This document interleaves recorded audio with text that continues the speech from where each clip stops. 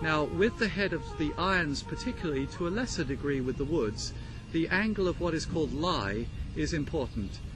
Depending on your height, the length of your arms and how you stand, when you set the club to the ground in the way that's most efficient for you, the bottom of the club surprisingly should not be flat on the ground. In fact, when I was doing my apprenticeship, we would, not having a lot of dials and gauges to help us, we would slide very simply a 2-shilling piece, about the size of a 50-cent piece, under the toe of the club, maybe as much as a third of the way under, and that would verify that if the person was standing correctly, the club matched them properly.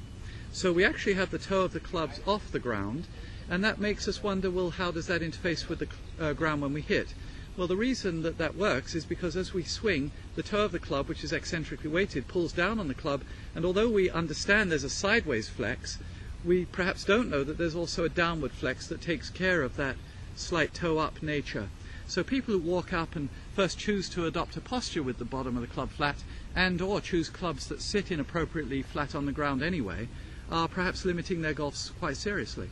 So the lie of the club is something that's usually set by the factory, but if particularly you have unusually long clubs, normally you're a taller golfer where the more upright lie would be appropriate, but if indeed you've got longer clubs and you're not unusually tall, you might find that the club now sits 2 toe up, which would tend to hit the ball more to the left and perhaps miss-hit it. So you'll actually have some professional change the angle. You can, with the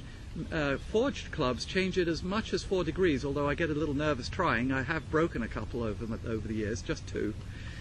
With the